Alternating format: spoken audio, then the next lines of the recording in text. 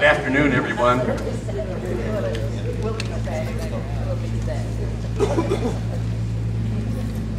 I'm told that we've been videotaping and live streaming our meetings long enough that I probably don't need to remind people about that. So, but for one last time, if you want to stay out of view of Bookmont Video Productions cameras and stay away from the microphones and out of lens range, please. I know from looking around the tables that the quorum is in attendance, all except our manager, who I saw hurrying off for lunch about 30 minutes ago. She'll join us as quickly as she can. First order of business is to adopt the meeting's agenda. Have it on your, or is there a motion to adopt the agenda? Herman moves that the agenda be adopted. Kevin George seconds it. All in favor? Aye. Thank you.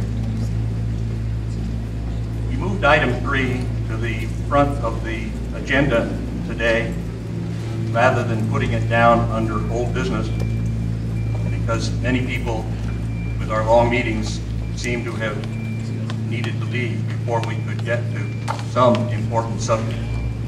The board considers this a very important subject, so if you may, I will proceed. When this board was formed last April, we didn't fully understand how carefully we needed to proceed with several previously approved actions. This included the corrective work based on the Axis Forensic Report, the Meadow Annexation and Capital Contribution Agreement that had been amended to provide for a construction alternative, and the archaeologics work on a major building design to be located in the central grass area. This project was to integrate administration offices, activity rooms, cabana pool equipment replacement, and replacement and relocation of our central electric switchgear. When Archaeologics presented their initial design recommendations at the end of June, a few months after we took office, with an estimated cost of $1,133,000, we quickly recognized that more community input was needed if this proposal was to be implemented. So at the July board meeting, an ad hoc detailed design team was appointed to lead an extended review. Their work process and recommendations to the architects for changes were then reported at the December board meeting. In response to residents' comments that they felt blindsided by the suddenness of information on this major project, the board organized a community meeting for Friday evening, January the 10th. We shared a detailed history of OVA's multi-year efforts to develop our own administrative offices. We also reported that the Berger Foundation, who had rejected our initial inquiry in January of 2013, had changed their outlook regarding the former beauty shop property and might now be interested in selling. At the community meeting, Archaeologics also presented their revised proposal for the integrated project they were contracted to design. Questions and comments, pro and con, were wide-ranging. But the board recently received Archaeologics' revised cost study. We were shocked by an estimate of $1,673,000, which clearly makes such a project unrealistic. But in addition, they alerted us to the probability of additional costs due to city planning staff requirements to include a significant parking lot lighting and landscaping improvements in the design.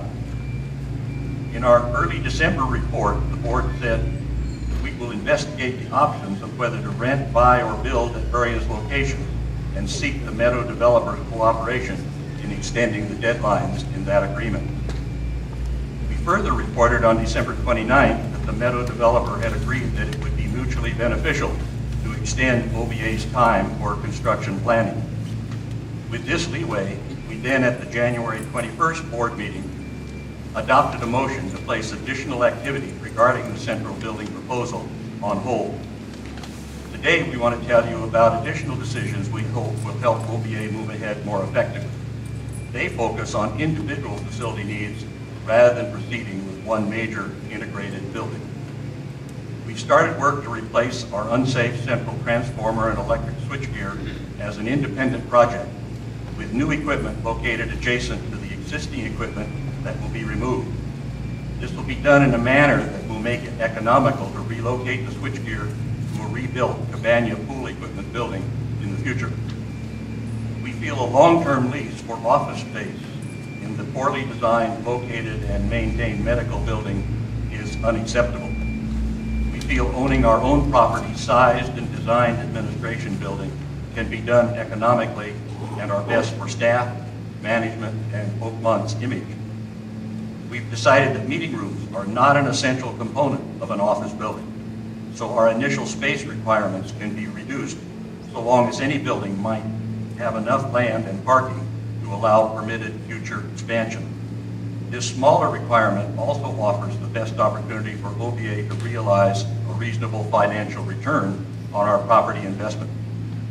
And finally, a conversation by our manager with the Berger Foundation Vice President for Real Estate has encouraged us to immediately begin negotiations to try and purchase and remodel the former beauty parlor property, with the hope that this option will prove financially attractive and timely. With that background, in order to proceed along these lines, I look to the other board members for a motion on how to proceed with Berger Foundation negotiations. Mr. President, pretty loud. I will make a motion. I move that the association take those steps necessary to initiate negotiations with the Berger Foundation for the purchase with essential conditions of the property at 6594 Stonebridge Road, informally known as the Beauty Parlor Building, and that the board authorizes the association manager and president to engage the assistance of professional real estate advisors to effectively pursue these negotiations to their conclusions. Is there a second? John Felton seconds. Discussion from the board? Comments or questions from the audience? All in favor? Thank you. We can then go to the members' open forum. I think, although we were a little late with the microphones, it's working now. Good afternoon. Can you hear me? My name is Sue Carell. I'm a real estate broker and owner of my business, Sue Carell & Associates, which is located on Oakmont Drive. And I've been following, these activities around this building for the last several months. As you know, I did make some comments at the January 21st meeting about delaying the action on the large building. But I'm coming to you today to ask you to consider a schematic drawing that I have with me, that I brought copies, of putting an addition in front of the CAC building. I have a drawing done by an architect who volunteered his time, who also happens to be a resident of Oakmont. And it makes a lot of sense. It's a very practical solution. I just want you to look at it and consider it, and we can always follow up with the details later. But generally speaking, it's placing a 1,000 square foot building in the front of the CAC with an architecture that is complementary to what we have here at the Berger Center. So it would be, mimic. Unfortunately, I don't have an elevation. I only have the floor plan. But it would accommodate OVA offices and a lobby. And I think it would suit very well. So I'm going to submit these to you and just ask you to look them over. Thank you, Sue.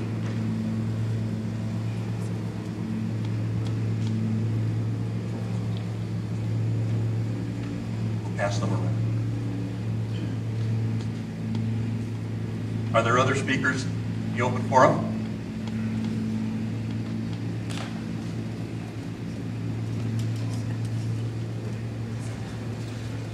Seeing none,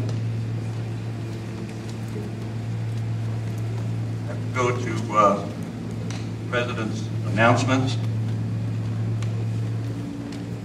I'm happy to report that the new Oakmont Community Directory and Resource Guide is at the printers. Pardon me. It is scheduled to be delivered to the mail house for distribution to residents on the 25th of February. So with any luck, we'll meet the end of the month as the February target for for delivering that new guide. We'll look for your comments as it's a new venture.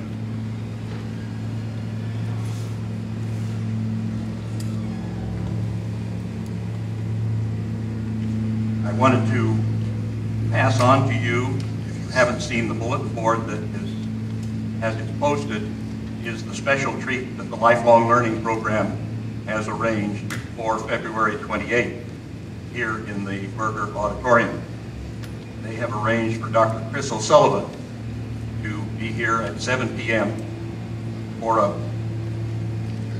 program on Franklin Roosevelt. He's been a very popular speaker at many activities and one that's very hard to get. And I think we can all appreciate the work of lifelong learning in arranging for the financing and the scheduling of this activity.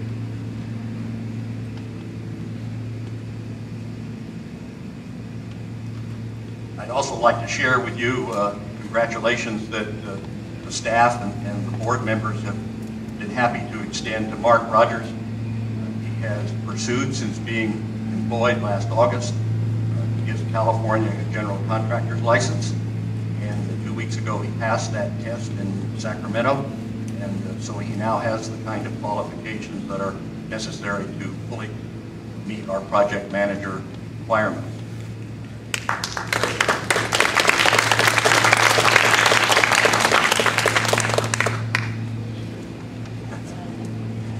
I'd also like to pass on to you, although there's no form of action considered on it today, the fact that at their Landscape Improvement Committee, at their meeting this month, has heard a good deal of discussion with our landscape contractor about important watering issues in this period of water conservation, focusing on a plan to be sure that heritage trees get the kind of water they need, and recommending to the staff that to the extent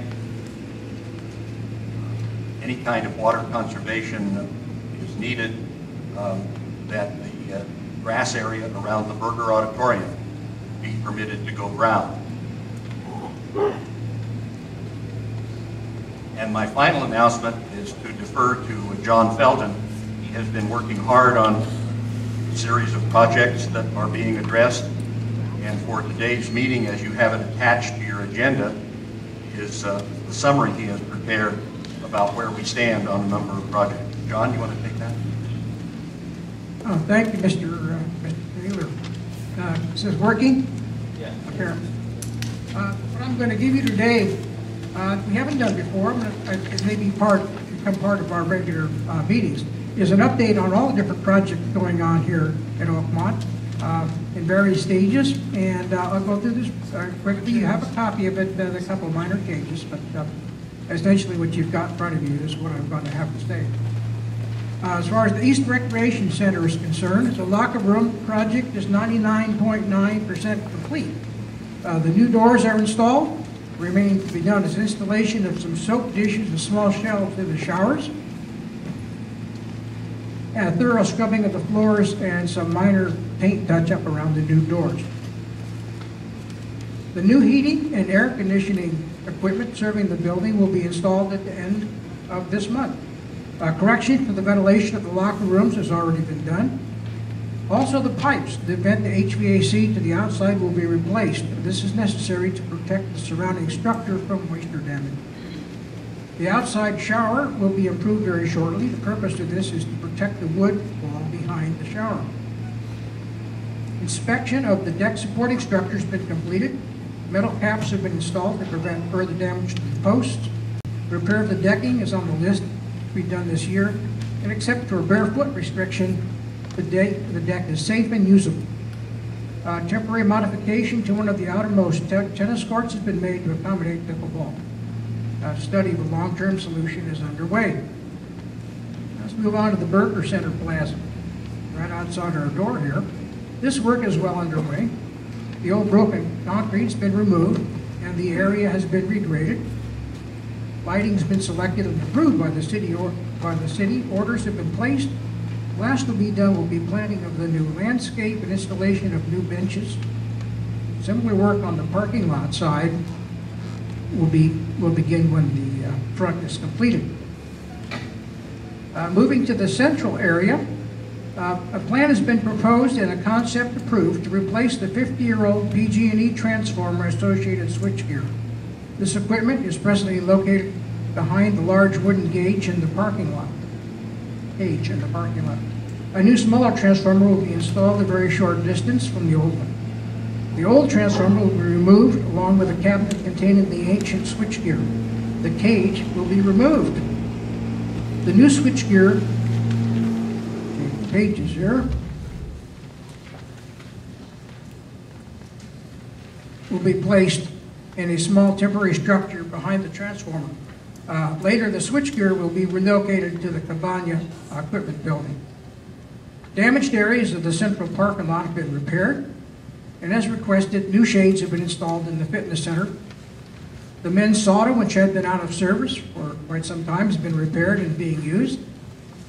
And as far as the Burger Center building is concerned, plans are already underway to address fire and safety issues under the stage, that would be behind me.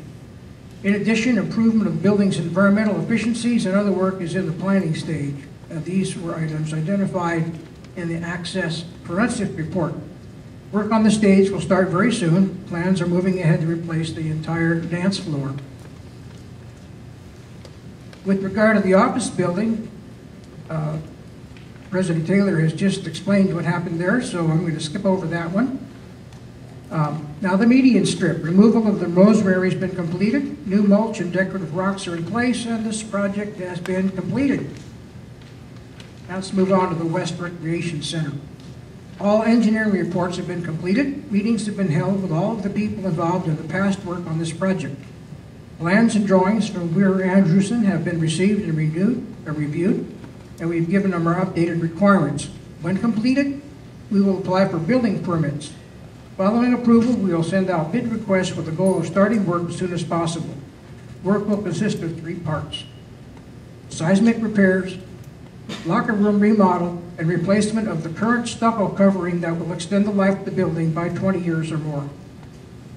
The bocce ball project has been completed. The courts have been completely redone. The west parking lot project has been completed. This involved raising the grade of the parking area adjacent to the pool to accommodate people with disabilities. The entire lot and entrance roadways were resurfaced. The parking areas were restriped. Although the contract for the pool fencing project has been let, work will not begin until a design review requested by the City of Santa Rosa is addressed. This just popped up. So what you have here is up to date as of today. This project includes making operational the gate adjacent to the parking lot. Like the other gate, this entrance will also have card key access. And lastly, the new pool furniture has been delivered as is in place. Thank you. Don, thank you for that complete, thorough report. I have a question. Has PG&E indicated when they might place a transformer? They're working with us on that. They needed a few pieces of information, which is being collected by our electrical engineering company. They're aware of the urgency to Yes, they replace are. And they are, and it looks like we should be able to get it done in fairly short order. We've already paid for our deposit, and we're putting all the other pieces in place to make it a turnkey operation. Thank you, John. Go to the Secretary's summary, please, Hugh Helm. The executive... Your microphone, please. Excuse me. Okay. The board has held 2 executive sessions since that need reviewed today. The first was on December 17th, a meeting of which all members were present, including Association Manager Kathy Turner and myself. The meeting began at 3:30. We discussed at that time 2 contracts terms involving Cagwin Landscape Architects and Hogan Lang Services. Both of the contracts were reviewed and considered and approved.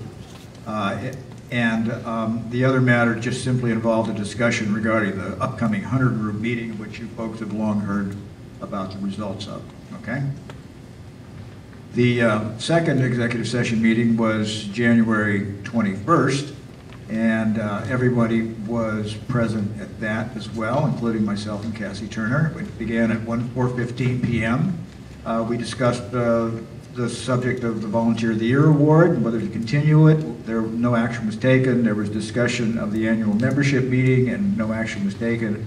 And there was some discussion regarding contract negotiations having to do with what has previously been announced by President Taylor as being a subcommittee of the board to negotiate with the Hunter Group again, consisting of John Taylor, Fran Diaz, and Jim Kaiser, and another committee appointed to explore the Berger Foundation property, the beauty salon, consisting of Herm Herman, Herm Hess, and John Felton. We adjourned at 4:30 p.m. That's it. Thank you. In connection with the item 6, there were no actions taken outside of the board meeting. So we have the consent calendar. It includes a number of additions and resignations from our key committees. Those names are on the agenda that you can all see. Is there a motion to adopt the consent calendar? Fran Diaz moves. Herm?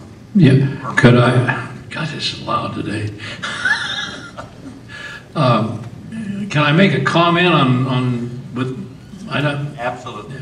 I would just like to congratulate Susan Millar on the addition she made to the minutes of the Community Development Committee. They were extremely well received, very well done, and very informative, and I thank you, Susan, for those. Thank you. Before we take a vote on it, I would just like to recognize the fact that Kathleen Conley and Barbara Spangler have done a great job for us as far as the OCDC co-chairmanship is concerned. They both have additional new challenges that they want to pursue, and so they will be leaving the committee, at least for the time being, in the hands of the vice chair, Sue Millar, and appreciate the work that they went to recruit 2 new able members, Paul Wyckoff and Hugh Helm. I also wanted to acknowledge the long-range planning recommendation to have Lisa Berman join their organization. He has an extensive background in marketing and communications that I'm sure will be helpful to us. Appreciation to Richard Duncan for his service as chair of the Communications Committee, and appreciate that Elka Strunkel is taking a position on the Architectural Committee. If there are no other comments, approve the consent calendar. President, Yes. I have a question with regard to Community Development's report, where they indicate that the county, possibly the city, are promoting a bicycle path that would involve Malika Road. And I really am concerned about the safety of that, because Malika Road is just barely wide enough for 2 lanes of traffic. And I think that they ought to question Supervisor Bourne as to how are they going to construct that bicycle lane and still maintain safety. Pardon me. Do you have any comments on that, Kathy? Sue, do you have any comments on that?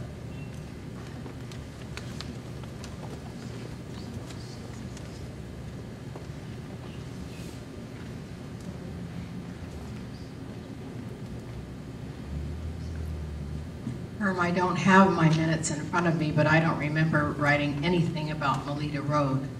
The county does have a bicycle trail plan, which has not been acted on yet, but it goes from the Channel Drive up and over the Ilnoka Hill, coming down on the Highway 12 side. Thank you, Kathy. It's not going to follow Melita Road. Yeah, Susan, it's stated on page 15 of our packet, a report issued by Nita Freeman. Like that, okay. You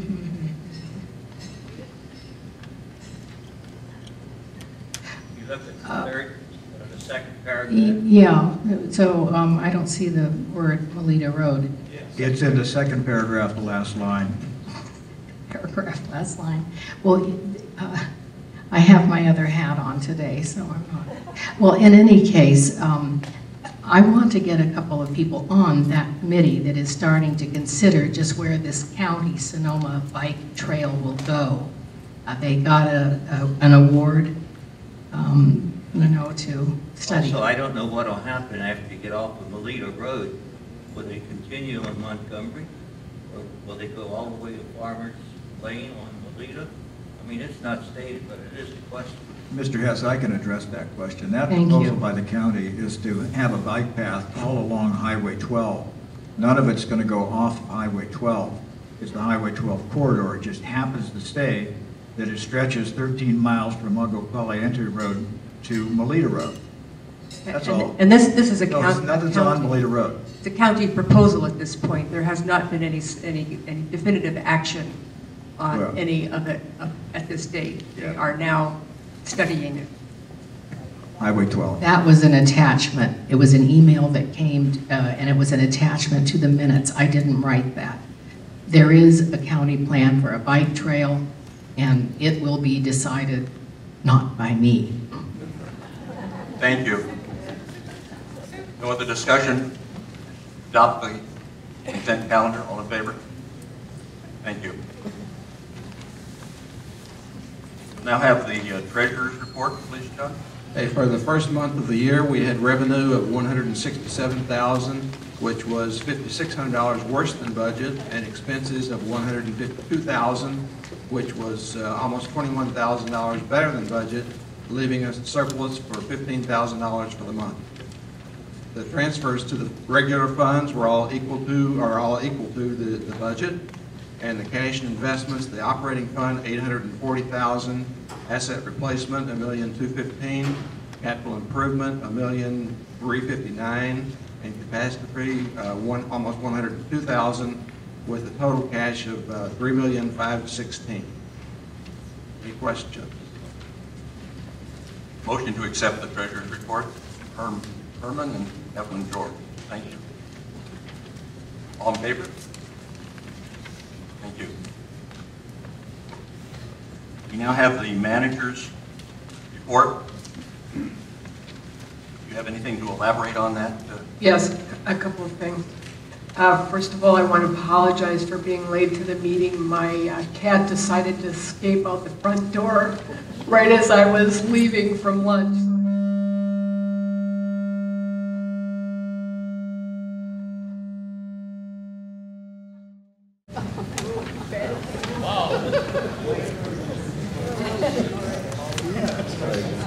It's not, can you hear me now?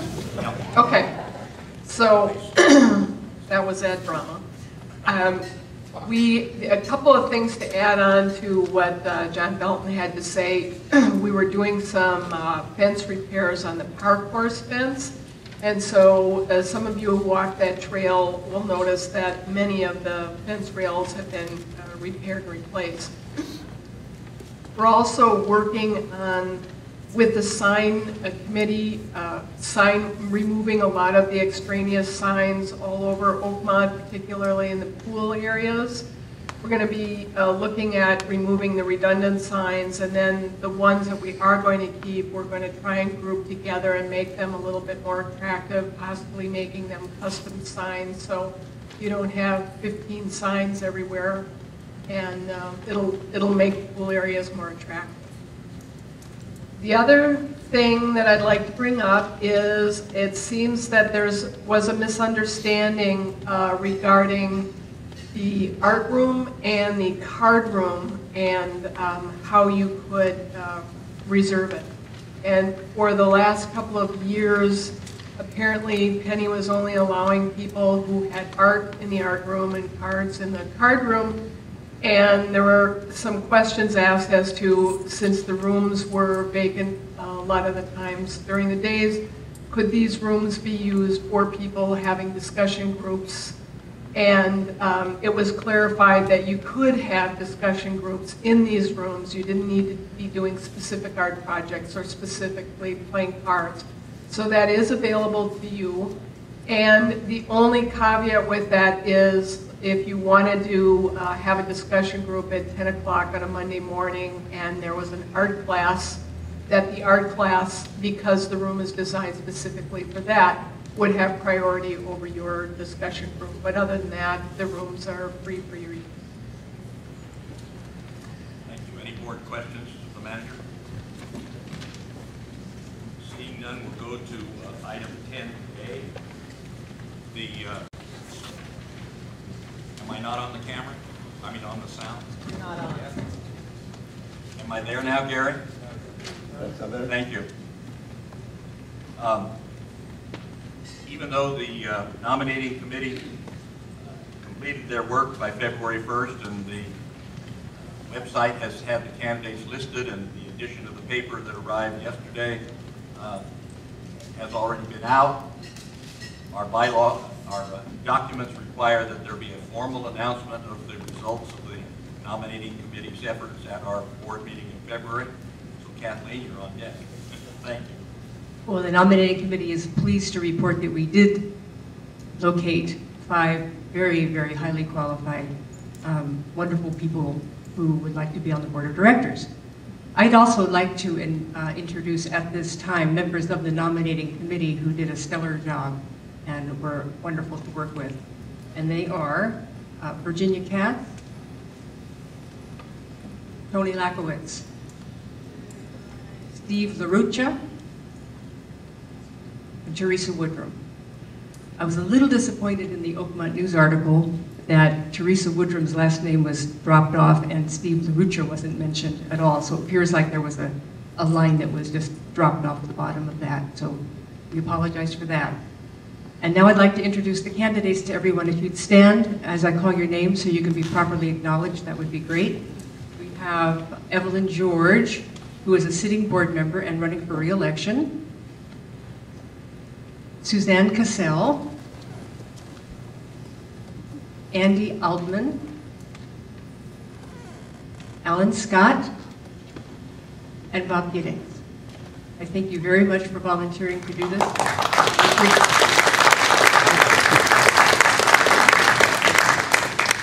Thank you, Kathleen. We get to enjoy Kathleen's chairmanship one more time on the candidates' night, March the 5th, here in the Berger Auditorium, where we'll hear directly and be able to question the candidates.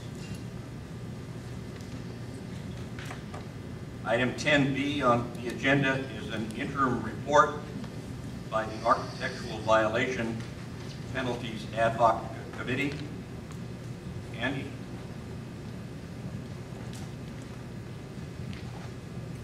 Thank you, John. This committee was chartered to explore the needs, values, and hindrances regarding disciplinary programs for unresolved architectural violations. The team is comprised of the members of the Architectural Committee as of October 2013, and input and assistance have come from a variety of sources to date. We've met formally 4 times. The members have spent much time researching the practices and policies at other planned communities, the legal issues surrounding implementation of new rules, and the current practices in our subdivisions among various boards of governors. We plan to expand our team to include all members of the association at our community forum next Tuesday evening, February 25th at 6:30 here in the Berger Center. At this forum, we will present our current draft and specific recommendations, and most importantly, seek feedback from the community.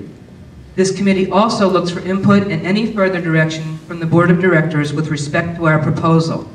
The current enforcement practices for architectural rules violations include verbal and written communication, hearings with the Architectural Committee, and appeals to the Board of Directors.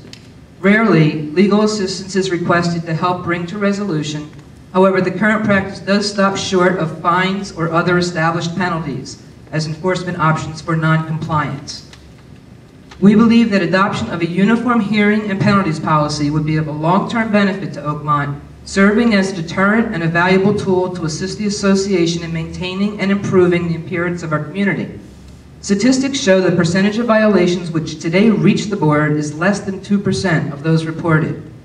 The committee believes that this policy, along with improved and increased communication to members about the rules, but also decrease the number of violations which require intervention, thus achieving our ultimate objective in assuring a continuity of design and maintaining or improving the appearance of every residential property in Oakmont. Our recommendation will include that OVA adopt a uniform hearing procedure and penalties policy, including a monetary fine policy. We will also propose updates to the architectural guidelines and standards. The proposed rule changes should increase clarity of the rules, reduce subjectivity, and ensure that no conflicts exist with the protective restrictions or bylaws. The rules we are proposing to update include the sections of our current guidelines and standards that are fences, hedges, and boundary plants, tree planting and removal, scenic views, plant restrictions, parking and storage, signs, and flagpoles, mailboxes, and weather vanes. The uniform hearing procedure is being developed in conjunction with the Ad Hoc Employee Abuse Committee so that we can recommend a common enforcement and penalty process for the entire association. We expect completion within the next few months. The monetary fine policy in our draft differentiates between the initial violation and graduating fees for recurring violations or ongoing violations. As for implementation and education, the committee currently endorses an amnesty period of at least 1 year, allowing members who have already performed modifications to their property without approval enough time to get those approvals through the process and on file before improvements could be subjected to penalties. We also recommend development and distribution of more educational materials for members, including new guidelines and standards, booklets, either electronic or hard copy, videos, potentially, series of articles in the news, and an online presence. Also, information can go into new member packets, realtor reminders, and be available at the new member receptions. We also recognize the AC procedural documentation would require updating, including new form letters, submittal forms, and additional training of committee members. We have uncovered 2 large obstacles.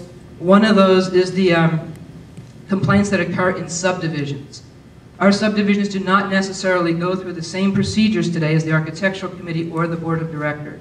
Research to date has found that these processes vary significantly across all the HOAs. We would like to see consistency in the application and enforcement of the rules across all residential property here in Oakmont, including the tasking of coordinating with about 3 dozen HOAs to follow uniform procedures would not be accomplishable in the near future by this committee, and definitely not this committee alone. It is, however, something we'd like to be a part of and would recommend that a continued effort occur once this policy is adopted. We also believe that education needs to improve across the membership, and we would very much like to be part of that as well. The next steps we are looking for, we look to the Board of Directors for our next steps and community for feedback. It's a good opportunity for that next week. Plug it again. Next Tuesday night here at the Burger Center at 6:30 is our community forum. And at this time, the committee appreciates any ideas or questions that you have today. We also look forward to discussing this further at the forum and in the meetings following the forum. Thank you, Andy. Any questions of Andy now or after the forum? I presume that the forum is going to be the time to discuss your and the other committee's proposals rather than spending time on that now. Is this correct, John? Let's ask Andy to tell us about the forum. Yeah. At the forum, we're going to be presenting the proposals of the Architectural Violations Committee. Part of that will be what we have to date as far as a uniform hearing policy, but that part won't be complete, but we will be going through all the different aspects of our recommendation and asking for input. It'll be overhead and handouts.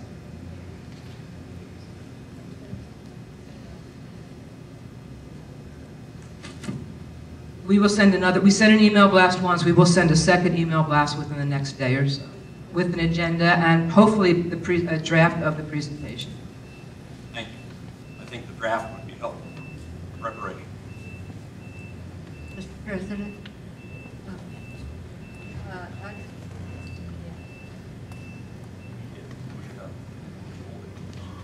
But you can. Can you? Yeah. Okay. I just, before we leave the committee reports completely, I wanted to call attention to the Emergency Preparedness Committee's report.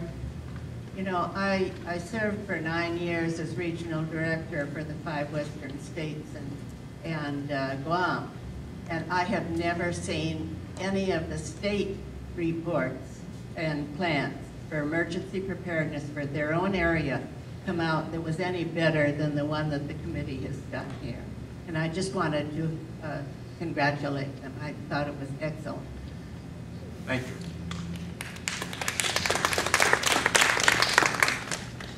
We also have an interim report from the Ad hoc Committee on Employee Abuse. Mr. Helm?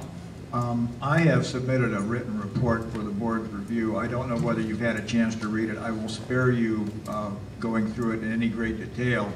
I don't know how it's been made available to residents, but I would appreciate it if it would be posted on the website and sent out as an e-blast. And if anybody wants a copy, they can email me, okay? But let me just briefly summarize it for you. First of all, the committee is Cassie Turner and Brian Adams and I, and we've met a number of times to, in response to the concern that's been expressed that there have been a number of very troubling incidents in which residents have verbally abused staff to the point where they've been intimidated and fearful of their job safety.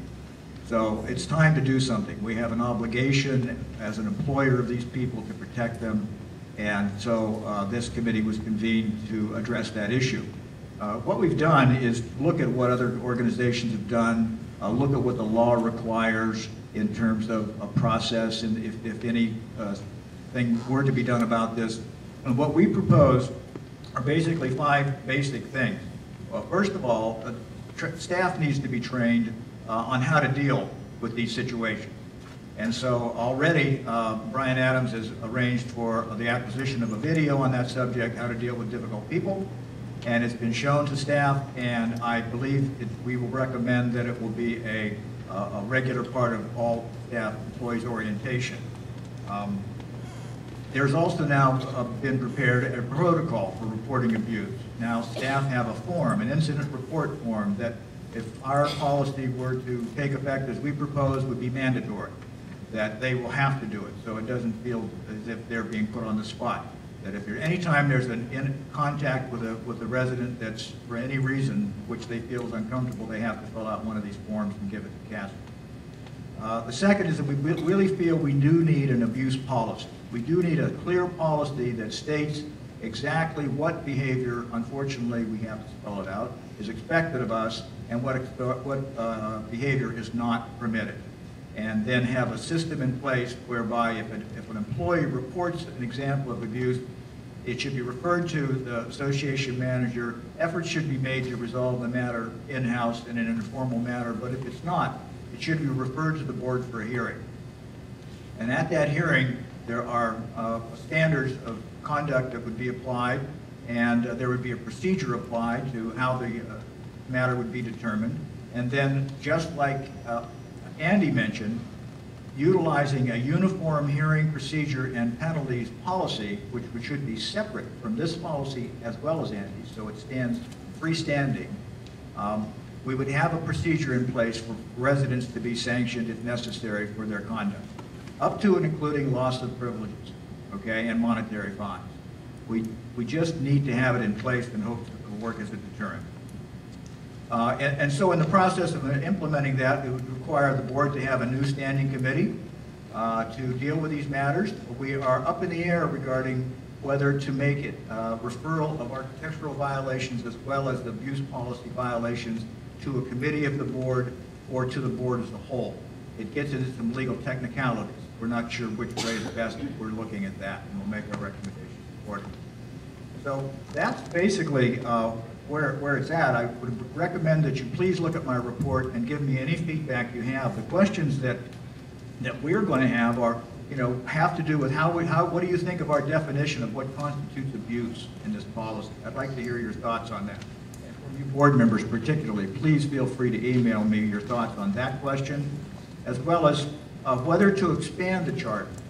Andy Altman, in conversation with me, brought up the question that there are a great deal of verbal abuse heaped upon volunteer residents who serve on her committee, architectural committee, who investigate the complaints. Apparently, they get a lot of ration of crap from people. And she said, well, why can't we protect them a little also?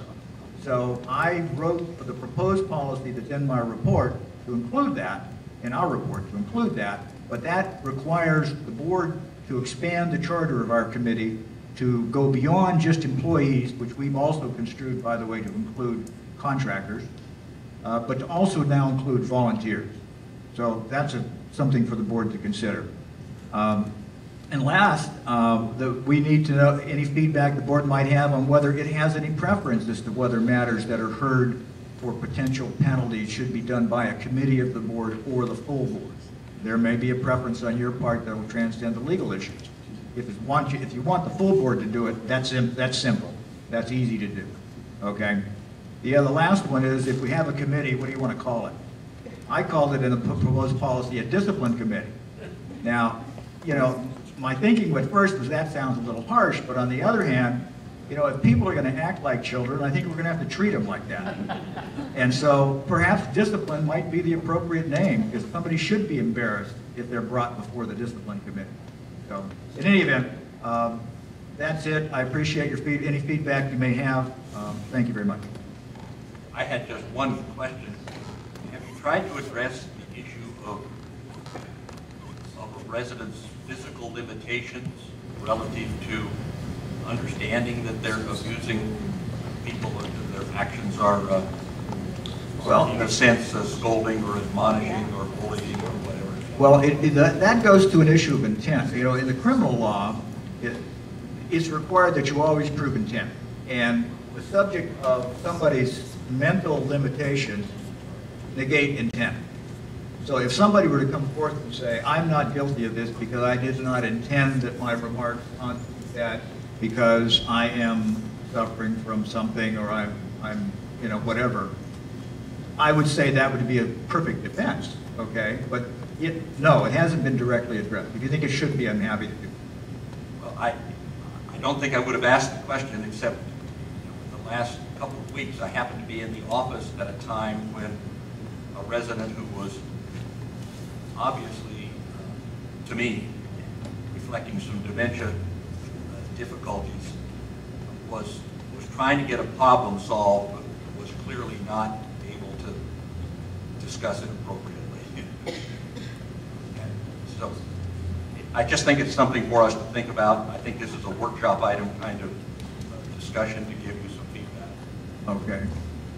To answer another question that Herm kind of raised indirectly, we had not intended to include ourselves in that open forum discussion that Andy has planned for architectural. We have not scheduled, in fact, any open forum for our committee at this point. If you would like us to do so, we're happy to do so. I'm hopeful that by having this interim report opportunity, though, you will see the nuts and bolts of what we're doing, and we'll get adequate feedback from anybody interested in that matter. Thank you. Any board questions, comments? Herm? Well, I just think that it's quite possible that you will need a community forum of some kind to get adequate feedback on this. Maybe not. I was under the assumption that you were going to join with the architectural thing, but that's not to be the case, correct? Kathy says it's too much to cover, so if she says so, I guess. No, the thing is that they're really distinctive situations. Architectural violations are, for example, physical deviations from architectural standards, which are usually stationary. So somebody can report that who remains anonymous, and somebody from the committee, architectural committee, go out and verify whether or not it's there. Okay, and then starts a completely different process that may lead to penalties. Abuse violations are immediate, instant, and ephemeral. So if somebody didn't see it, it didn't happen. So it requires an immediate reaction and a different report. And it sort of, because there was such a difference there, Herm, we decided to not try to combine them. We will have a standard hearing procedure for the board, so any violation of the governing documents that come up to the board will be determined by one common process. This is what I had understood, and so I was wondering whether is that any penalty situation or anything like this has to be a standard for all violations. That's right. The way I've drafted this report for you folks is that there's an abuse policy that ends with stating if it's necessary for Cassie to do so, she can refer to the board, at which time this uniform hearing procedure policy will kick in and take over, much the same as the architectural violations will do, or any violations of governing documents. I mean, so this opens up a broader subject than just architectural violations or abuse violations. So that's the plan. Thank you. Now we go to item 11A. On page 51 of your meeting packet, the manager has presented us some information about refunds of assessments. Do you have comments that you want to make on this? The history of this is people, when they have parents pass away, or let's say when a spouse passes away, sometimes they come in and ask for refunds up to and as far back as 2011 because the assessments have been paid and they didn't realize it was per person instead of per home. So, and that can cost thousands of dollars to the association. So I was recommending to the board that they place, they're allowed to adopt a reasonable rule for 12 months, that you draw a line and say that the person is allowed 12 months worth of refund and assessments, but not anything past that. I did email Malcolm, the association's attorney, and he said regarding the delays in seeking refunds, the board and the association are allowed to adopt reasonable rules to enforce the CC&Rs. Certainly I would argue that a one-year throwback on the collection saves costs and balances out fairness to the family. Cassie, have you thought about how the individual or the family will be notified when the 12-month clock starts? What happens is they come to us. We don't notify them. So they come to us and we request a death certificate from them. And they have to prove that their spouse or their parent has passed away on X date. And that trips the time frame on which to give the refund. Is there any requirement for us to publish this information? Or what are we required to publish? I would publish this. Yes. Yeah. Right. Mm-hmm. So in terms of the annual disclosure that we just sent out for 2014, it would be among that? Yes, that would be a good time to do it. I wouldn't make it a special document, or you could just post it in the newspaper, which would be just as effective. Yep. Yes, I'm suggesting certainly that we not only publish it, but this be a part of a packet of anyone buying and coming into the community, or it should be standard in our informational. Mm-hmm. So it's not just a one-time or two-time notice. I think it's very relevant to ongoing information. Yes, Kathleen? Would it be possible, perhaps once a year, at the beginning of the year, to have an enclosure in the CFM invoice for the coming year, that if in fact you have a member of your family that has passed away, for which dues are required, that you can go to the office and make that known? Can put notices on statements that go to residents. Not everyone gets a bill by their own choice. To those that get it, then we can do that. Right. Wouldn't they get it annually? It wouldn't come annually? No. The annual notice would have to be in our disclosure documents. at any rate, everybody that does get it opens it up and, you know, writes their check. So it would be a good way to notify people. Is there a motion that's the pleasure of the board, or do you want to carry this to our next meeting while you think about its implications? I don't feel the need to think about many implications. I think it's a good policy. I didn't realize it until it was brought to our attention. I didn't realize this was a problem. The problem, let's correct it. I would move that we adopt a policy that puts a 12-month time limit on eligibility for assessment refunds and electronic card deposit refunds. Moved by Herman and seconded by Fran Diaz. We adopt a rule providing for a 1-year refund policy for dues and for electronic card returns. May I make an amendment to that motion? That this be published in our documents on an ongoing basis? We make the rule, but we also have it as record. I don't know that an amendment is required. We have to publish our rules, and so I think it's not necessary. But I think it should be noted to add it to our annual disclosure document. Is that agreeable? All in favor of the motion? Majority.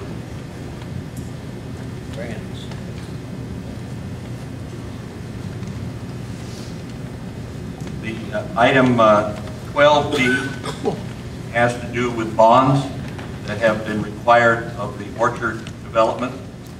As they're coming to the completion of development at the orchard, Ben Van Zupsen, the principal of the Hunter Group in charge of that project, has received notification from their bonding agency that certain bonds for their construction work on specific lots are due for renewal.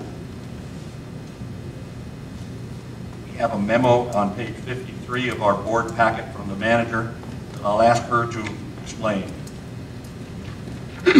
I want to amend this because since I wrote this, I found out more information. But basically what these are bonds on different phases of the development. And we were able to determine and verify that the bonds can be released if 80% of the lots are sold in the particular phases. And we were able to verify through CFM that 80% of their lots have been sold. So I would recommend releasing the bonds with the exception of 720247S. The bond amount was $6,000, and that's because for some reason even the developer cannot find which lots that bond is attached to. So, and neither can the bonding company. So I wouldn't suggest releasing that obviously, but all the other bonds listed on the page are okay to approve. May I have a motion to approve release of bonds 720244S and 720245S? Can I have a, oh, okay, I will make a motion. There's more. Yeah. There's 2 more bonds. I have a question on this. I've been on the board for 4 years, and I've been following the board for many years before that. I've never heard this coming up before the board before, and I just... What it is, and maybe, well, it's something that was common in Calaveras County where I'm from, and maybe they just started this here or something. But anyway, what this is when developers go in front of the Department of Real Estate, they have to prove that they're worth bonding. And these bondings are to cover in the event that, and trust me, this has happened particularly in the downfall in the economy in the 2006-2007, where developers just stopped developing the project and walked away. So homeowners come in, they're paying their assessments like they're supposed to, and the developer just simply stops paying all of his assessments and walks off the property. These bonds are in the event that something like that would have happened here, and that the association would have had recourse to go after their monthly assessment. Essentially completion bonds. Yes, maintenance, yeah. These are different than completion bonds. These are maintenance assessment bonds. Ashley, what are the consequences if these bonds continue to stay open? Are there interest payments? No, there's nothing like that, but what you're doing is you're forcing him to pay the premiums on bonds that he's complied with. And why would you want to do that? So what do we do about As it? you can see on page 54, premiums are a few $100s for each one of the bonds. So I guess I misstated it. We need a motion to authorize release of bonds 720244S, 720245S, 720246S, and 720538S. Yes.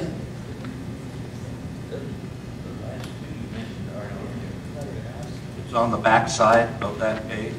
There's a list. Yeah. Yes, he is.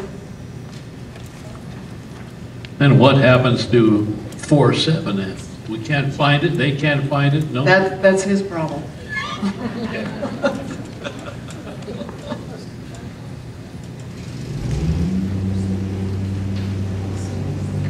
Call the question. I haven't got anybody to make the motion yet. Vern made the motion. Do we have a second? John Felton seconds the motion. The motion is to authorize release of the four numbered bonds. 1, 2, 3. The four numbered bonds that I articulated, all of them ending in S. All in favor? Motion passes. Thank you. The next item on the agenda involves a request from the Oakmont Tennis Club, item 11C. Is there someone here from the tennis club that can talk to us about some of these things if we have questions? Thank you. The information in our board packet on page 55, no, wrong page. 59. Page 59 describes the tennis club's request. You want to tell us a little bit more about it? Yeah. Am I speaking? My name is Neil Linnebaugh. I'm the president of the Oakmont Tennis Club. Okay. And to give you a brief summary of what's happening here is we have tennis courts at the west and at the east rec centers. And at the west rec center, we have two tennis ball machines. One we had been purchased about 9 years ago and is not expected to live much longer. The other one was purchased by the OVA just less than 2 years ago. That stays at the West Rec Center because we have a shed at the West Rec Center. So this shed houses both of these machines. What's come up is one of our members has offered to donate a new tennis ball machine, which lists for about $4,800. He wants to donate it to the tennis club. And he would like it to be over at East. But to have it over at East, we have to have a shed for it. And not only is he going to donate this, but he is offered to pay for any maintenance, ongoing maintenance for the machine, as long as he's around. Now, in addition, one of our members is terminally ill with cancer, Mel Ruiz, and he had bought a machine very shortly ago, I think about 7 or 8 months ago. And that machine they paid $2,900 for it. His wife would like to offer to us for purchase, although whatever they would realize from the purchase would not go to them, it would go to an endowment fund that they have set up for Sonoma County, for young people in Sonoma County. So what our issue here is, since the OVA had bought the other machine that's at West, the issue that we're bringing up is, should the OVA accept this donation for the one machine and or offer to pay for the second machine? And in addition, a shed would have to be built over at East. It's pretty much what it comes down to. My question is, do you need one machine or two? Obviously, you need one. Do you need two more? I think we need two. And the reason is, the one is going to be donated. That one clearly has to go over to East for a bunch of reasons which have to do with power. In other words, the machine that is over at West right now is powered, it's a rechargeable battery. The one that's being offered to us would stay at East and could plug into a power outlet on court number 1. The other machine, I have to admit, we don't absolutely need it, but it's a very good buy, and I think when the machine at West, when that finally dies, which I'm thinking is going to happen pretty soon, then we could replace it with this machine at a much better price than we could get later on. Would not the battery-powered machine also have to have power available to keep the battery charged? Yes, it does, but we do that right on the side of the court at West. There's a power outlet. My last question is, how large are these? They're not very big. They're maybe stand about 2 feet high, about 1.5 feet wide. They weigh about 60 pounds.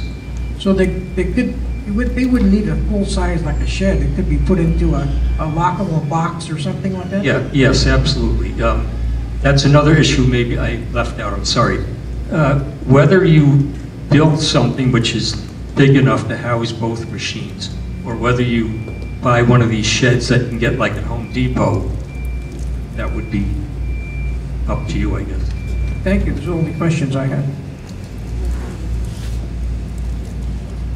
I noticed that the storage shed that you have at the East now, near courts 1 and 2, for your squeegees and so forth, is really not a good location to put a ball machine. Have you investigated how or where a shed would need to be built to serve your needs? I think probably what we would have to do would be, I mean, haven't gotten into it, but Mark could look into it. I think probably we would take the squeegee shed, which is pretty limited, and maybe replace it with a shed that would house the squeegees and the machines. So the machine is not so bulky that it's difficult to move it down the steps and so on? Well, it weighs about 60 pounds, so I'm not sure if everybody could lift it, but probably not. It is on roll. Mr. Chairman, actually, that shed that's over at Courts 1 and 2 on the east was built only this past year, as I recall, because the other shed had been broken into and it almost collapsed. But this one is very permanent. I mean, it's well built, and you don't think there's room in there for the... I know there's not room. It's too narrow. Oh. Is there a time pressure on this? Could we defer it until we get a recommendation from our maintenance matter about a shed? Oh, sure, yeah. John, if I might also add, the board in April of last year established a policy that actually you helped us work on to cover just exactly this same thing. I mean, this, when you've got a gift horse, you need to look it in the mouth, and in this case, neither of these gifts are free. You know, we've got price tags attached to them, as well as we need to discuss with the tennis club, you know, whenever we have an asset, we need to add it to the asset reserve fund, and so we start accumulating funds to eventually replace it. Do we need to do that for these things, or once they die, do they go away and we don't have to replace them? So those are the type of things that the Finance Committee is supposed to be looking at before it comes to the board, and, you know, we didn't get a chance to review them. So I'm suggesting that it does come to the Finance Committee first, and then after that, we'll come back to the board.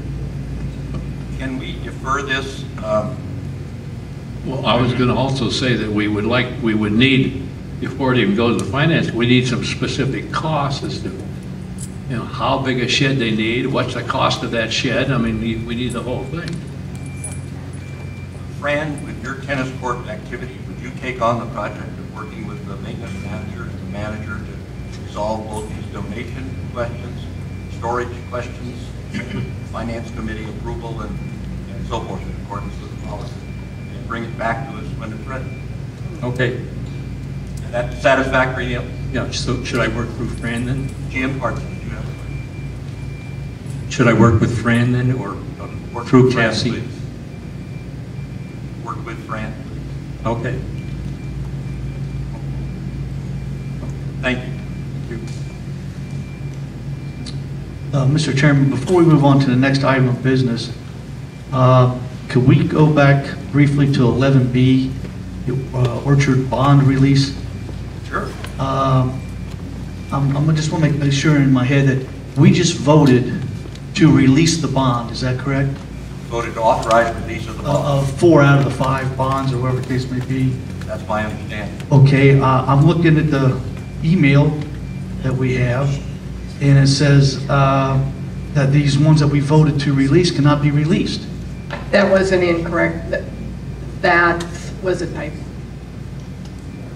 3 times? Okay. Yes, unfortunately. All right.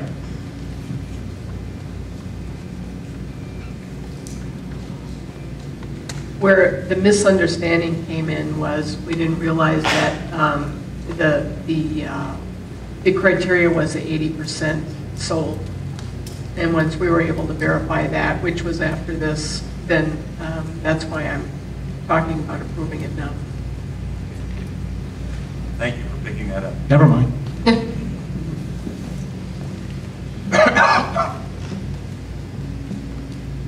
Item 11D is the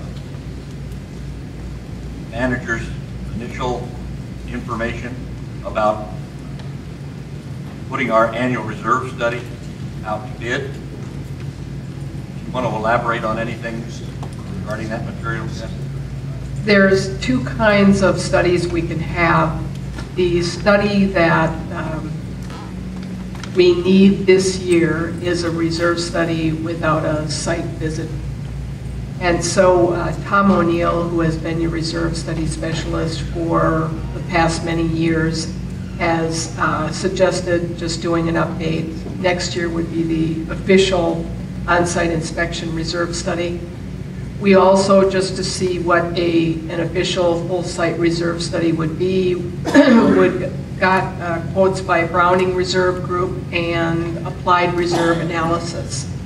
So with their study, full reserve study for them would be $9,800 by Browning Reserve Group, $8,800 by Applied Reserve Analysis.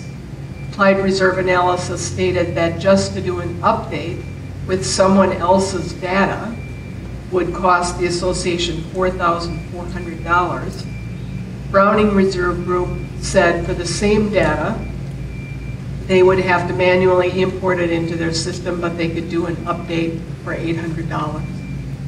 And 800 as opposed to 4,400. Quite a difference. And then Tom O'Neill's reserve study update without a site visit was $1,250. I was confused by the extensive, the great differences in prices between these, and I was also confused by the understanding that I had that 2014 had to be a physical on-site visit. So I don't know where I got misdirected in that regard, but I did. I was under that same impression. This was the year we had to do it. Now, if you look on page 66 with a letter from Tom O'Neill, who does your reserve analysis, it says, "Thank you for giving us the opportunity to review and recalculate your reserve study. Since we performed your association's last site inspection less than 3 years ago, the following proposal is for the completion of the annual reserve study review." So you really don't need it until next year. I think some of us were secretly hoping that we did have to do a physical review this year because we have been confused by the Reserve Analysis Consulting's document and numerous entries there. I wonder if the board would be inclined to defer any decision on this till we can put it on the March 4th workshop. I think that's a good idea. I would just like to weigh in on this just for a minute, and that is, I will not be involved in these reserve studies. I will be off the board, so I will, as I said, I won't be involved. If I was, it would be my tendency to go with a change in reserve analysis. And my preference after reviewing all of this material would be to go with the Browning Reserve Group. And I do think we need to discuss this in some detail as to whether we want to go forward with a complete reserve analysis, with a complete new reserve study this year. I would like to make one added comment, and that is that sometime during this year, this board or the next board needs to have a sit-down discussion as to what they want to do as far as percentages of reserves. There's a difference of opinions, as you all know, as to how much of the reserve should be funded each year.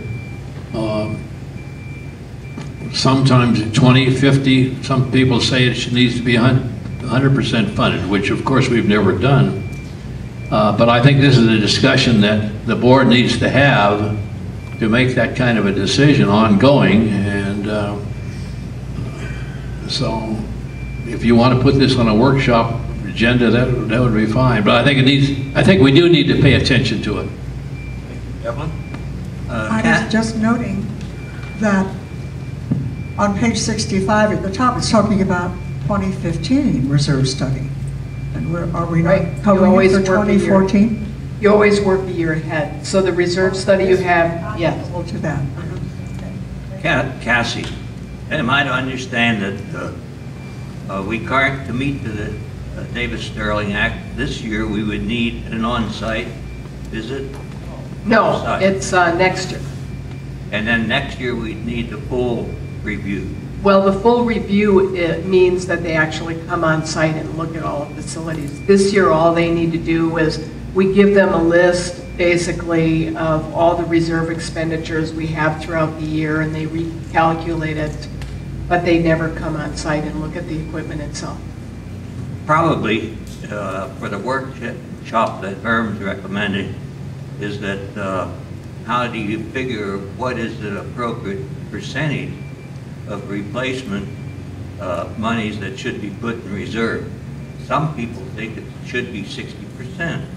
Others say something lower, something higher. Where can we go for guidance on that? Ask Chuck, your treasurer. This is the first beast I've dealt with, so I have no previous experience. But a lot of people, you know, if you're a homeowners association where you're actually reserving for a person's home, that's entirely different than what we're doing. You know, if this building cratered, then there wouldn't be anybody living out on the street.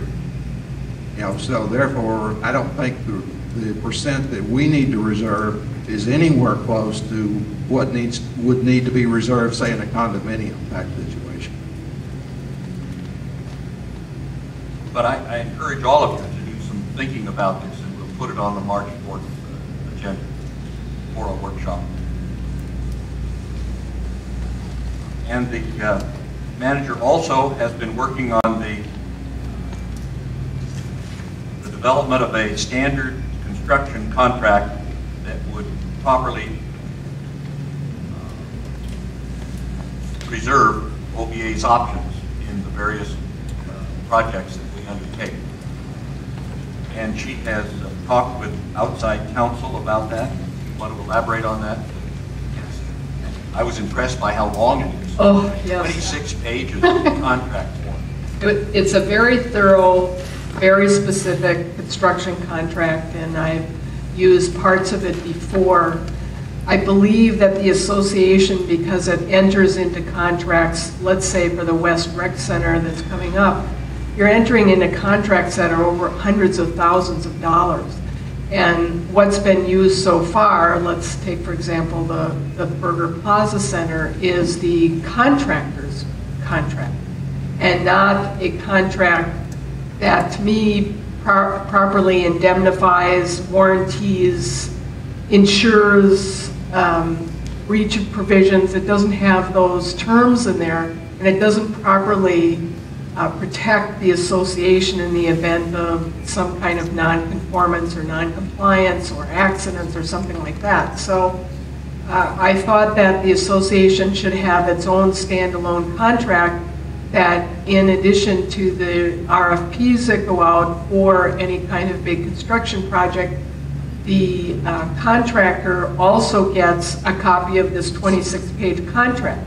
If he isn't scared off by the contract, we know that he's a person who is reputable and is has a background and is proficient enough to know that this isn't that scary of a contract. It does have just general terms and provisions, but it also is skewed, of course, to protect the association. And that's why I put it in the board packet, and I'm recommending that the board use this contract for all of their major construction. Cassie, I'm pleased to see this.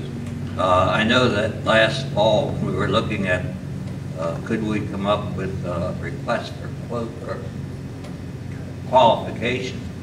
I talked to the previous association manager about the lack of this sort of thing, and she said, I'm working on it and we'll be having it. It didn't happen.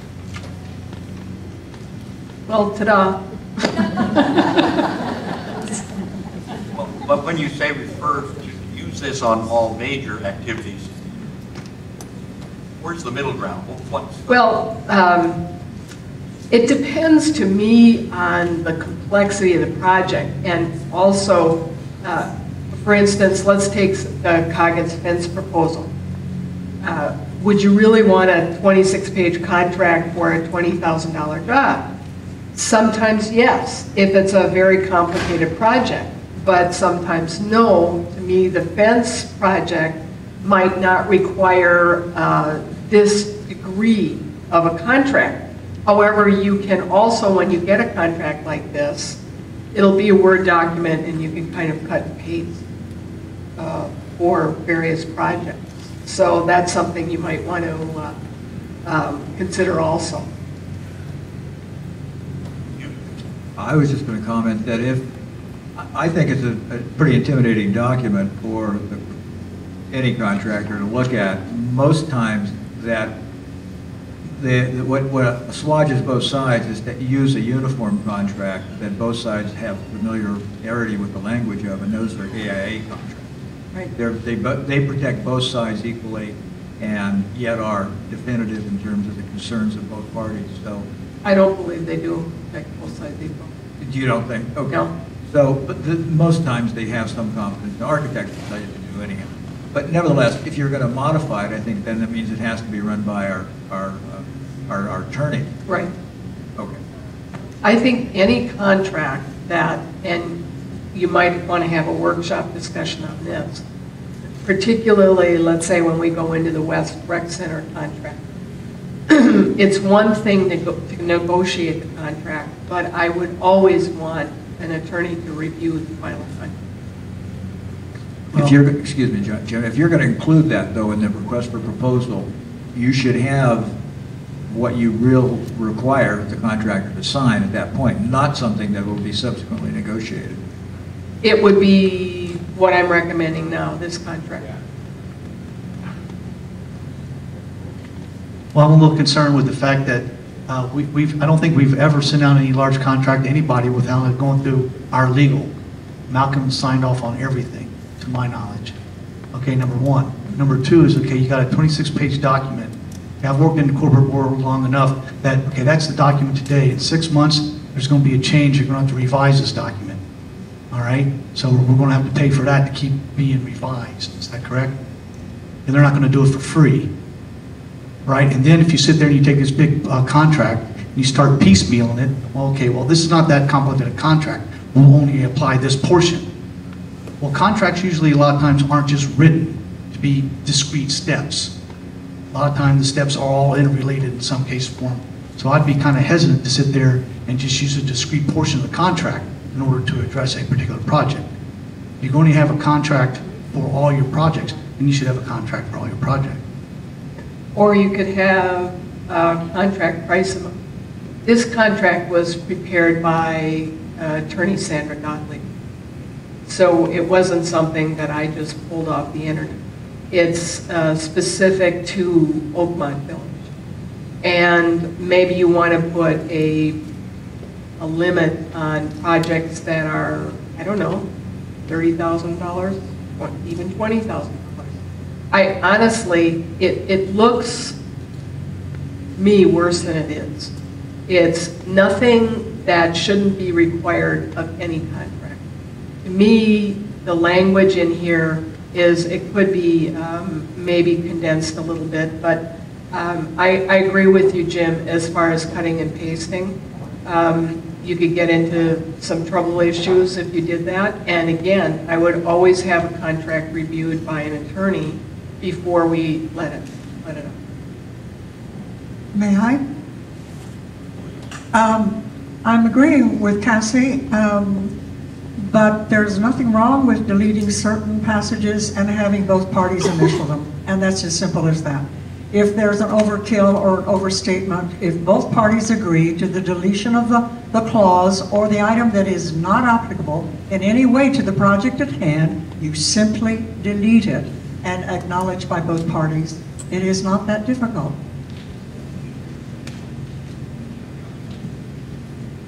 Cassie, I like what you've put together here. You've identified a problem. We just been lucky that it hasn't hit us over the head. We've got major projects coming up. Looking forward, I think it's imperative that we have a template to work from, which is already vetted. We hired you with the expertise of many years of knowing how to do these things. And I'll speak for myself, for me to sit here and try to outguess you is ridiculous. I'd like to see this move ahead, and I'd like you to have the discretion to act appropriately. Well, we're having a nice discussion, but we have no motion. Do you want this to go to a workshop on the 4th along with the reserve study, or do you have a motion that you want to make for today? I move we put it to the workshop for the 4th. Any objection?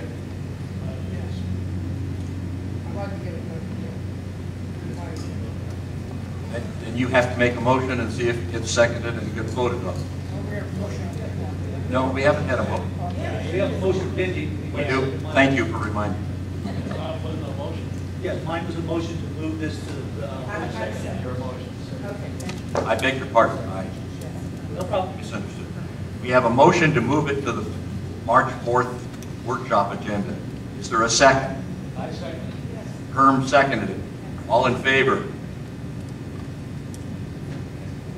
You don't get it today.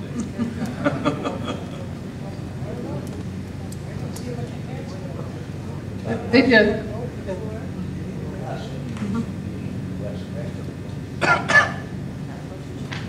Thank you. I'll add that to the March 4th agenda. Pardon me? I counted 4 votes for it.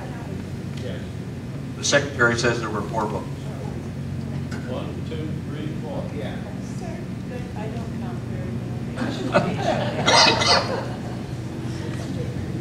And item 11S is a recommendation to increase the OVA office petty cash activity from $500 to $2,000. So moved. Change it from 500 to 2,000. Is there a second? Herman seconds it. Any questions? I would like to know what for. John, why don't you explain what brought this to your attention? I'd be happy to explain that. There are from time to time, the need to have a check cut in between our regular cycles, which essentially occur twice a month, roughly every 2 weeks. We don't have any way to handle that now other than to go to our CFM and request a special check to be cut. It goes through a special process. We are charged a significant fee to do that. $90. And I said I was there when this came up the other day and suggested that, well, we can't change that, but we can change our own procedure. Simply, we had discussed it. I discussed it with Chuck, our treasurer, and we suggested a policy, a procedure rather, where anything over $500 requires 2 signatures, one from the board and one from the staff. And it solves our problem immediately. And that's the reason we decided it was a really smart thing to do, and looking for a blessing by the board to proceed. I'm in support of the motion, but I asked the manager if we had in our files any kind of policy on how this particular petty cash fund is managed. And she told me we do not. And so I believe that we ought to have a policy that the board approves as to how this account is managed. Who has signature capability and the like. What it's for. It's primarily used in connection with trip activity that we get involved with. Should that be in the policy? And I'm just saying, we need a policy statement about it. So I simply asked the manager to draw up a policy for us, and it needn't delay the motion. Any other comments? All in favor of the motion? It's approved. Item 12A, a renewed request from First Things First, Richard Duncan, for group recognition. Richard, has anything changed in the past month as far as First Things First request is concerned? Reads differently. Mr. Chairman, members of the board, when we last submitted our application for recognition, the description purpose was written in haste in order to make the deadline for submission to the board. It was poorly worded and clearly led to some misunderstandings on behalf of the board. After further discussion, we have simplified the description and we submitted for your consideration. But nothing has changed as far as how you propose to operate. Our purpose is now to concern ourselves with first things first, as far as communities and facilities within Oakmont, and discuss among ourselves that which we think needs to be done, draw to the attention of those people involved. I have a question. On the second page of your application, there's reference to an Exhibit A, yet I find no such thing in the packet. Exhibit A, I think, is boilerplate attached to the... I'm sorry? The Exhibit A is boilerplate attached to the application form. I haven't seen it.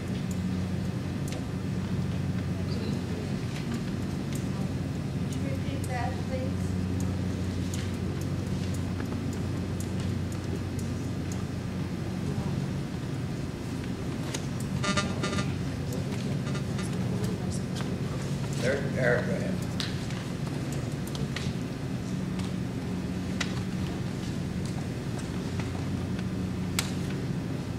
It says Exhibit A is the form used to start the process. That's just OVA's procedures, I believe, referred to. That's just OVA's group recognition procedures that's being referred to. It has nothing to do with their individual applications. Well, I didn't know what it was.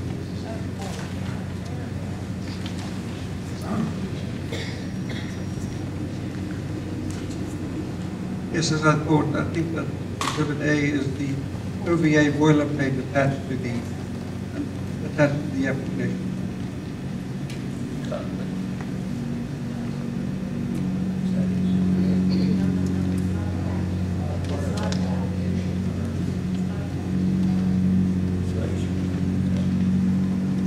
Any other questions of Richard?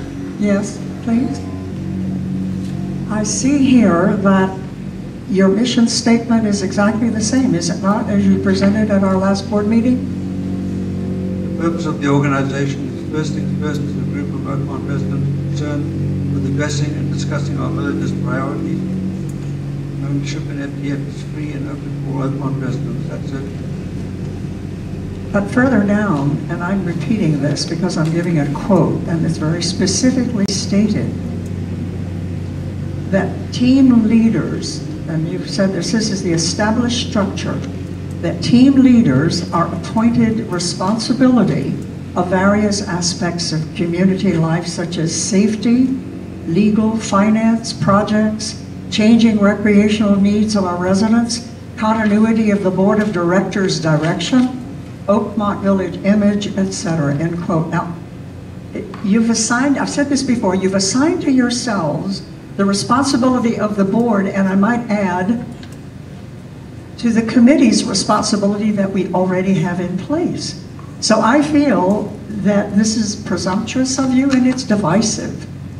As I tried to clarify at the last board meeting, those assignments were within the FDF organization and not intended to usurp board's authority. We have no intention of doing so whatsoever.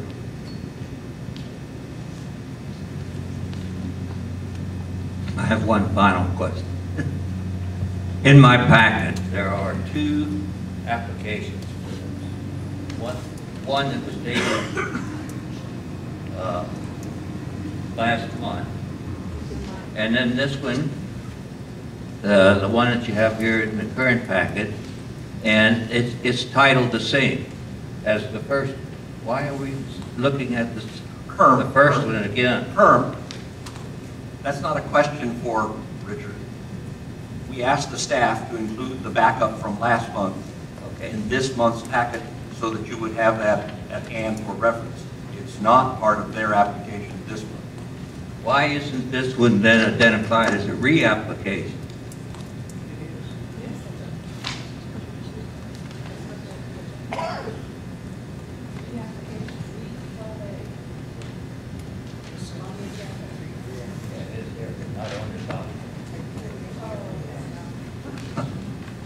Thank you, Richard. Pat? Pat Amadeo, Oakley Drive. Let me start by saying I think the more people who get involved in Oakmont activities, the better. I have some concern about this application for a very specific reason, and that is they are engaging, which is great, in political activities. They have raised money for two specific candidates. They are holding events for these candidates, and it's my understanding they are planning on taking out a full-page ad in the Oakmont News. All that is great, but as a resident who may or may not agree with their views, I don't want them to have free access to our facilities to be able to use to promote their specific agenda. So because it's a political committee, in my view, I don't think that it would be appropriate for this organization to be approved. Thank you. We don't have a motion on the floor. Is there a motion that the director would like to make?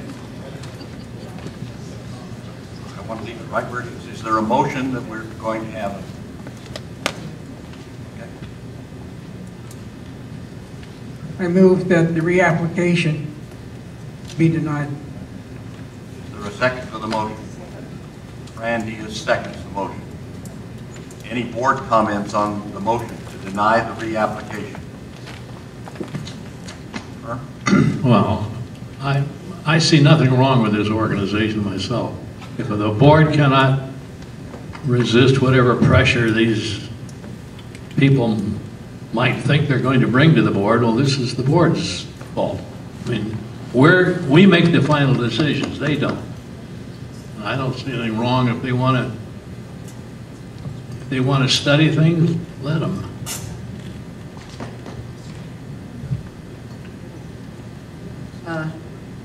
I don't see that there's anything wrong with it the way you stated, Herb. The fact is we already have a long-range planning committee, and we also have a government, yeah, let's see, DC, and then a third committee also that would be doing the same things. And I just don't see that there's a necessity for another committee, and especially if it would run into a situation where our committees were contradicting each other. So that is why I second the motion. Other board comments? Yes. First of all, it's not a committee, it's a group. It has no political affiliations whatsoever. There's a Republican club, there's a Democratic club that is allowed access here. We are all Oakmonters. We pay our dues. It's unconscionable to me to have you deny us access to gather, to express our point of view, and to petition you with information. It's an analytical information gathering group, not a committee. It is independent. It is not appointed. Therefore, it may come to different conclusions for your consideration. I hope you've read the few letters that I've sent you. In my opinion, you are bordering on First Amendment rights. In America, we have a right to gather. We have a right to express our opinions. We have a right to petition our government. Hope you take that into consideration. Thank you, Greg. Susan Millar, 373 Greenfield Circle. The previous speaker just stated it. It's not a committee. It shouldn't get official recognition by the OVA. The OVA does not protect anyone's civil rights other than what you can expect, you know, safe streets, etc. I think this is a lobbying group. It is a political lobbying group, and they may wish to spend their money and meet privately and support candidates. No one could prevent that. But I do feel that we're raising politics to a level here in Oakmont that will be very divisive. It's very hard to get people to run for the board if they figure it's going to be an expense also, that they will have to raise funds and also be beholden to any lobby groups. I think it will make a very difficult political atmosphere here. That's how Washington, D.C. is run, by lobby groups. So I think that we don't have room for that here on the grassroots level. Thank you. Thank you, Sue. Wally Shelp. As I look at the faces here in the audience, I'm not sure how many of you have been here as long as I have, but let's refer back about 15 years when I believe it was Democratic Club that wanted to farm in Oakmont, and there was a hue and cry that we could not use our facilities for political action. And this went to our attorneys. And the attorney's ruling was that a major party, or for that matter, any party that has to do with what is going on politically outside of Oakmont, has every right to have a club here in Oakmont as long as it's open. to all people. In other words, a Democratic club could not keep Republicans from becoming members and vice versa. What I recall Malcolm did say was that our community was not open to use by clubs or internal political activity. And I think before you take a vote anyway, that you need to, if you can find that in the past minutes, etc., or I assume we have a file on that kind of thing, that you look at that. Malcolm specifically said no to having any group here be recognized for internal political activity. Thank you, Wally. Have you found anything on this subject? It's a new wrinkle to me. Call to question, Mr. President. The question's been called. The motion, please repeat it for you, please. I just want to be sure that we understand. The motion is to deny the application. All in favor of the motion to deny the application?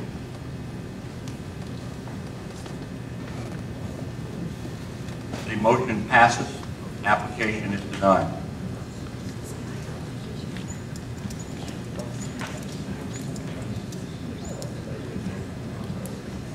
Are there future board meeting agenda recommendations? Item 13.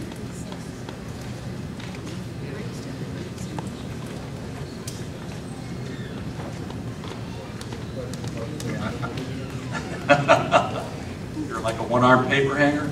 Yes. Item 13 on the agenda. Are there any future board meeting agenda recommendations? No. I don't see any. No. But I was going to bring it up in executive session. You can do that. I just think we need to, as a board, discuss what we're going to do with a facilities committee, if anything. And this should be on an agenda fairly soon. Is there a taskmaster list? Yes. Yes, Mr. President, there are two items on that. One has to do with the need for Fran Diaz to oversee the request to donate the tennis ball machines, and the other was for Cassie to develop a policy regarding pet cats. Thank you. And there are two items that we agreed would be on the March 4th workshop. Thank you. The executive session today is dealing with architectural dispute resolution and additional contract negotiations. Nothing further, we stand adjourned.